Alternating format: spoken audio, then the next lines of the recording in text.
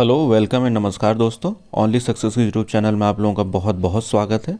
और आज के ये जो कॉन्स्टिट्यूशनल डेवलपमेंट का जो वीडियो नंबर 2 है, ये पार्ट 2 हम लोग आज इस पे डिस्कस करेंगे। ठीक है, तो इसमें कल वाले वीडियो में पार्ट 1 में यानी कि हम लोगों ने डिस्कस किया था रेगुलेटिंग एक्ट, और दूसरा डिस्कस किया था हम लोगों ने पिट्स इंडिया एक्ट। ठीक है, तो ये दोनों डिस्कस करने के बाद में ये पार्ट 2 है उस सीरीज़ का। तो जो हम कल बात जो किया था कि ईस्ट इंडिया कंपनी के समय में, थोड़ा ब्रीफ कर दूं, जो 5 लॉ पारित किए गए थे कंपनी की तरफ से, तो वो 1773 से लेके 1758 तक, जित 53 तक, तो ये 5 लॉ जो भी थे, तो ये कंपनी के समय लागू किए गए थे। और इसके बाद में जो दूसरा फेज़ था ब्रिटिश साम्राज्य के समय में 1857 से लेकर 1947 तक बचे हुए कानून उस साम्राज्य के समय में लागू किए गए थे। तो उसी सीरीज़ में पार्ट 2 में हम लोग आज डिस्कस जो करेंगे वो डिस्कस करेंगे आज 1830 का एक्ट, 1833 का एक्ट, 1853 का एक्ट। 3 एक्ट हम लोग डिस्कस करेंगे। और पार्ट 3 में जो डिस्कस हम लोग करेंगे 1858 से लेकर 1947 तक। फिर इसमें जो सारे एक्ट हैं वो एक वीडियो में हम लोग सम अप कर लेंगे।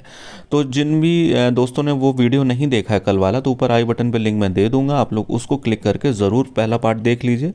और पूरा वीडियो एंड तक इसलिए भी देखिए क्योंकि सिर्फ आप लोगों की वजह से ही ये सीरीज़ को मैंने बाइलिंगुअल किया है, और कोशिश करूंगा कि आपको जो बचा हुआ टॉपिक है वो हिंदी और इंग्लिश दोनों में ही मिलता रहे, जिससे कि किसी भी टॉपिक अंडरस्टैंडिंग में कोई प्रॉब्लम ना हो। और भी इसको बेटर बनाने की हम लोग दिन रात कोशिश कर रहे हैं। इसमें बहुत ही ज़्यादा मेहनत हो रही है, तो प्लीज़ आप लोग इसको अच्छे से फीडबैक भी दीजिए और इसको अच्छे से ज़रूर देखिए।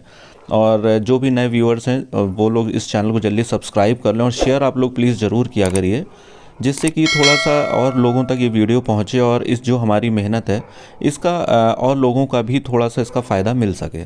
तो ठीक है दोस्तों, इसका जो टेलीग्राम चैनल से आप लोग जुड़ जाइए, जिसका लिंक मैं डिस्क्रिप्शन बॉक्स में दे दूंगा।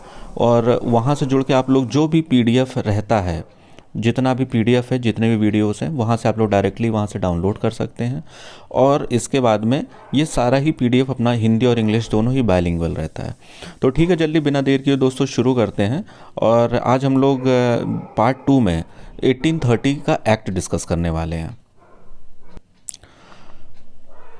तो ये कल जो हम लोगों ने रेगुलेटिंग एक्ट और पिट्स इंडिया एक्ट डिस्कस किया था, उसी सीरीज़ में आज हम लोग डिस्कस करेंगे चार्टर एक्ट ऑफ 1830।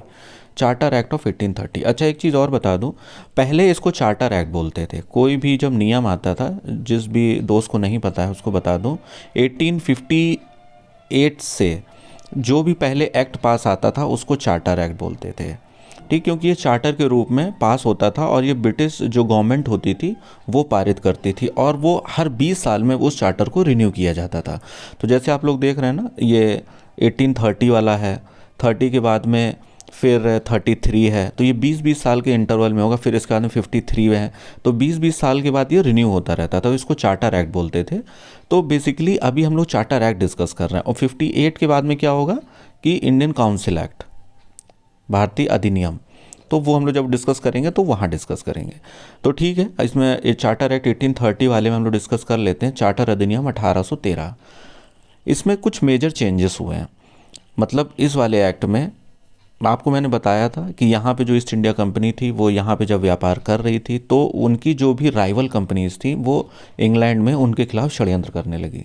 षड्यंत्र इसलिए करने लगी कि यहाँ से जो भी अधिकारी जाते थे तो वहाँ पे जाके वो लोग बहुत ज़्यादा पैसा खर्च करते थे। तो जो वहाँ के लोकल लोग थे उनको ये पता लगा कि जो भी ईस्ट इंडिया कंपनी है वो बहुत ज़्यादा पैसा कमा रही है, तो क्यों ना हम भी व्यापार करें। और ये तो ट्रेडिंग कंपनी है, तो हमें भी व्यापार करने के लिए अनुमति मिलनी चाहिए इंग्लिश गवर्नमेंट से। तो बस उसी क्रम में ये क्या हुआ कि उन्होंने भारतीय संसद को और इन्फ्लुएंस करना शुरू करा और प्रभावित करना शुरू ब्रिटिश संसद को। तो उसी क्रम में चार्टर अधिनियम 1813 पारित किया गया। इसके साथ क्या हुआ, it brought an end to the monopoly of East India Company over trade with India. इस अधिनियम के तहत ईस्ट इंडिया कंपनी का भारत के साथ व्यापार का एकाधिकार समाप्त कर दिया गया। समझ रहे हैं आप लोग? 18 से 13 से पहले तक ये होता था कि भारत के साथ व्यापार सिर्फ और सिर्फ ईस्ट इंडिया कंपनी ही कर सकती है और इंग्लैंड की कोई भी कंपनी व्यापार नहीं कर सकती है। पर जब वहाँ पे उन्होंने एक प्रभावित करना शुरू किया तो 1813 के साथ व्यापार समाप्त कर दी, एकाधिकार समाप्त कर दिया गया ईस्ट इंडिया कंपनी का कि भारत के साथ अब और भी कंपनियां व्यापार कर सकती हैं, अब आप ही अकेले नहीं करेंगे। दूसरा क्लॉज क्या हुआ? Trade with India was open for all British citizens with the exception of free trade. अब भारत के साथ ब्रिटिश का कोई भी नागरिक, भाई नागरिक का मतलब है कोई भी ट्रेडिंग कंपनी अब व्यापार कर सकती थी। एक अधिकार वाली चीज़ अब ख़त्म हो गई है। सिर्फ चाय के व्यापार के साथ अभी भी ईस्ट इंडिया कंपनी का एक अधिकार अभी बचा हुआ था। तो वही यहाँ दिया हुआ है, चाय के व्यापार को छोड़कर सभी ब्रिटिश नागरिकों को भारत के साथ व्यापार करने की अनुमति मिल गई। अच्छा, एक चीज़ और भी थी इस एक्ट में, वो दिया नहीं है बट आप लोग जो भी सुन रहे हैं व्यूअर्स, क्योंकि इसमें बहुत सारे क्लॉज होते हैं तो मैक्सिमम इसमें सारे इंपॉर्टेंट कवर कर दिए गए हैं, तो इसका बस एक क्लॉज और भी है, जो भी व्यूअर्स हैं इसको नोट डाउन कर लें कि वहाँ पे क्या हुआ था कि जो भी मिशनरीज़ थी, मिशनरीज़ ने वहाँ पे संसद को और भी प्रभावित करना शुरू किया। उन्होंने बोला एक काम करेंगे कि अब हमें भी क्रिश्चियनिटी फैलाने के लिए अनुमति मिलनी चाहिए और गवर्नमेंट से हमें उसका डोनेशन मिलना चाहिए, एक अनुदान जिसे कहते हैं। तो हर साल 2 से 3 लाख रुपए का अनुदान मिशनरी को मिलने लगा शिक्षा पे खर्च करने के लिए। तो जाहिर सी बात है, शिक्षा पे तो क्या करेंगे, क्रिश्चियनिटी ही फैलाएंगे, इंग्लिश वाली। तो ये भी 1800, अगर पूछा जाए कि मिशनरी को एजुकेशन में खर्च करने के लिए किस एक्ट के तहत परमिशन दी गई, तो उसका आंसर भी 1813 ही होगा। अब बात कर लेते हैं हम लोग चार्टर एक्ट ऑफ 1830। फिर जब ये वाला लागू हो गया तो 20 साल के लिए 1833 तक ये काम किया। फिर 1833 में फिर से रिन्यू होना था। जब रिन्यू होना था तो फिर से नए नियम आ गए। नए नियम के साथ क्या क्या हुआ? अब governor general of Bengal became the governor general of India. अब इन्होंने जो केंद्रीकरण वाला, जो 1773 में जो प्रक्रिया शुरू हुई थी कि मतलब वहाँ के बंगाल को गवर्नर जनरल ऑफ बंगाल बना दिया गया था और बंदरास और बॉम्बे की जो भी प्रेसिडेंसीज थी उनको बंगाल के अधीन कर दिया गया था। तो अब क्या किया गया है, उसी को ही केंद्रीकरण को आगे बढ़ाने के क्रम में अब बंगाल का गवर्नर जनरल भारत का गवर्नर जनरल कहलाने लगा। मतलब अब बंगाल के गवर्नर की शक्तियां बढ़ने लगी धीरे धीरे, क्योंकि उस समय जो भी गवर्न करने वाली जो भी बॉडी होती थी, जो हेडक्वार्टर था, वो बंगाल ही माना जाता था। तो बंगाल के गवर्नर की जब शक्ति बढ़ाएंगे तभी तो एक हेडक्वार्टर, मान लीजिए हेडक्वार्टर की शक्ति बढ़ाएंगे तभी पूरे देश में राज कर पाएगा वो। तो अब बंगाल का गवर्नर जनरल कौन कहलाने लगा? गवर्नर जनरल भारत का। तो उस समय गवर्नर जनरल कौन था बंगाल का? Lord Canning. तो कैनिंग हमारे भारत के पहले गवर्नर जनरल थे। तो अगर आपसे ये पूछा जाता है कभी भी कि भारत के प्रथम गवर्नर जनरल कौन थे, तो आपका आंसर कैनिंग, कैनिंग नहीं, लॉर्ड विलियम बेंटिक।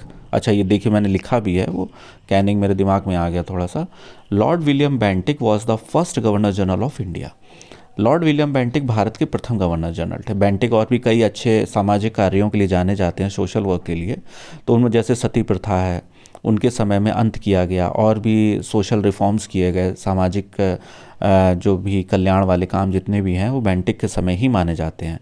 तो लॉर्ड विलियम बेंटिक उस समय बंगाल के गवर्नर जनरल थे, तो इसीलिए उनको भारत का गवर्नर जनरल बना दिया गया। अगला इसी सीरीज में और रिफॉर्म एक क्या हुआ, governor general was given full control over revenue, civil and military. अब ईस्ट इंडिया कंपनी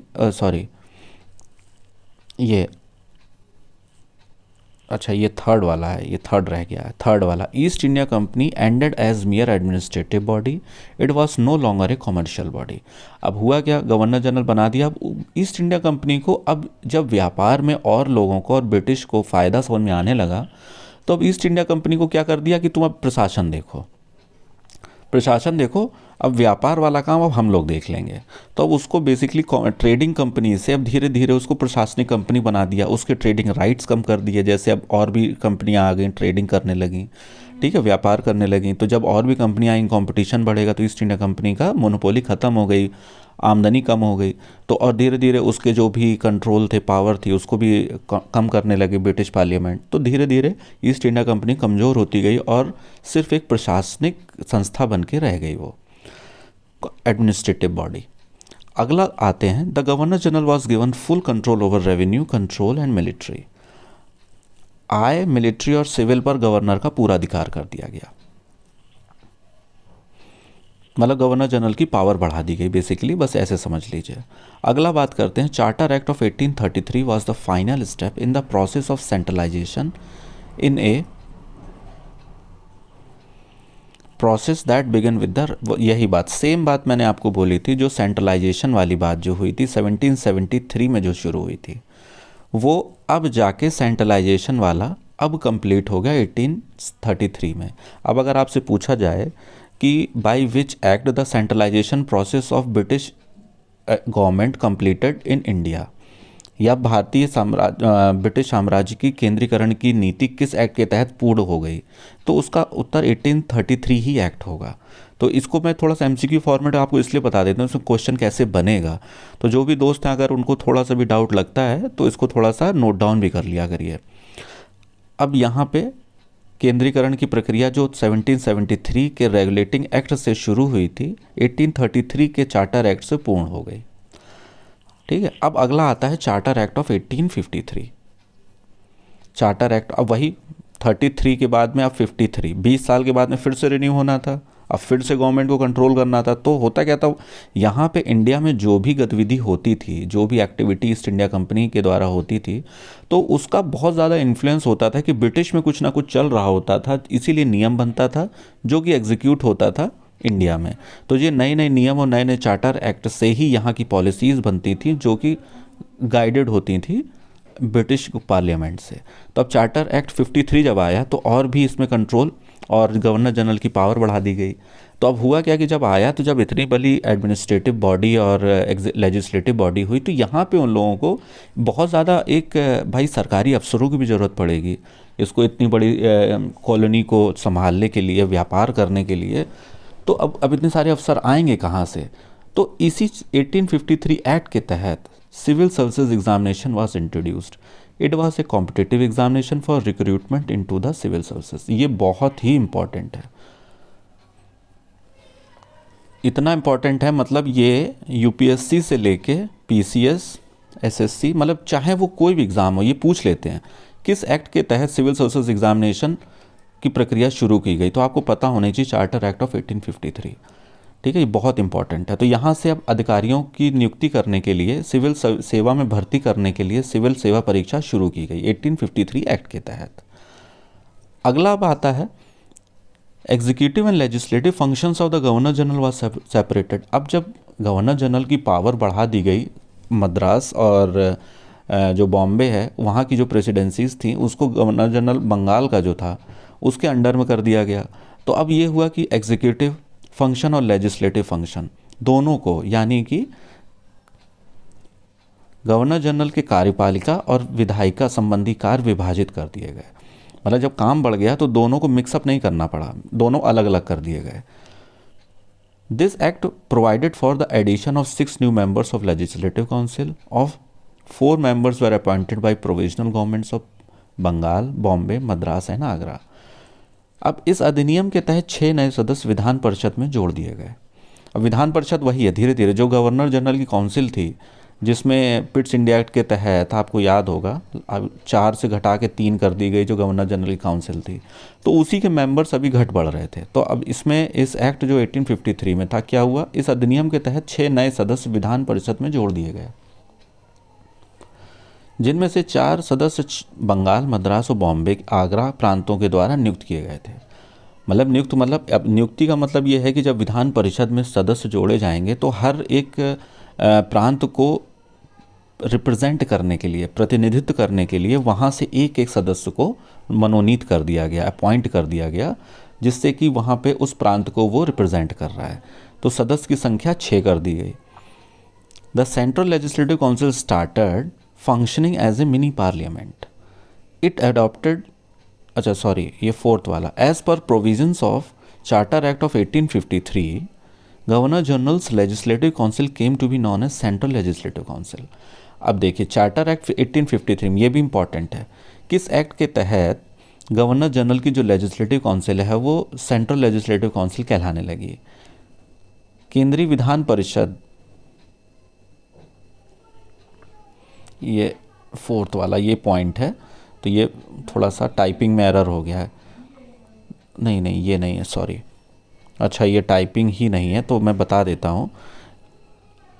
इस एक्ट जो 1853 का जो एक्ट है, इसमें गवर्नर जनरल का जो लेजिस्लेटिव काउंसिल थी, जिसमें 6 सदस्य बना दिए गए थे, अब उसको सेंट्रल लेजिस्लेटिव काउंसिल कहलाने लगा। ठीक है, तो सेंट्रल लेजिस्लेटिव काउंसिल का मतलब जो भाई अब गवर्नर जनरल है, जो भारत का गवर्नर जनरल कहलाने लगा था, उसकी जो काउंसिल होगी अब वो सेंट्रल लेजिस्लेटिव काउंसिल कहलाने लगी, जिसमें सभी प्रांत जितने भी थे उनके एक एक सदस्य मनोनीत कर दिए गए। तो उससे क्या हुआ कि वो पूरे भारत को रिप्रेजेंट करने लगी, तो सेंट्रल लेजिस्लेटिव काउंसिल वो कहलाने लगी। अब लास्ट पॉइंट इसमें यह है, the central legislative council started functioning as a mini parliament. विधान परिषद अब मिनी संसद के रूप में कार्य करने लगी। भाई अब उसमें सदस्य हो गए, सभी प्रांतों का उसमें प्रतिनिधित्व हो गया, तो अब वो मिनी संसद के रूप में होने ही लगा, सारी पॉलिसी बनेगी, सभी में माना जाएगा उसमें। It adopted the same procedure of the British parliament. अब बात यह है कि जब ब्रिटिश लोग ही शामिल हैं, तो इसमें जो भी प्रक्रिया होती थी वो ब्रिटिश संसद में जो प्रक्रिया कार्यशैली चलती थी, उसी तरह से इस मिनी संसद को चलाना शुरू हो गया। तो बस यही है। और आज एक्ट हम लोगों ने 1853 तक जो बात कर ली है। कल अब ये जितने भी सारे एक्ट थे 1773 से लेके 1853 तक, लगभग 5 लॉज हैं, चार्टर एक्ट।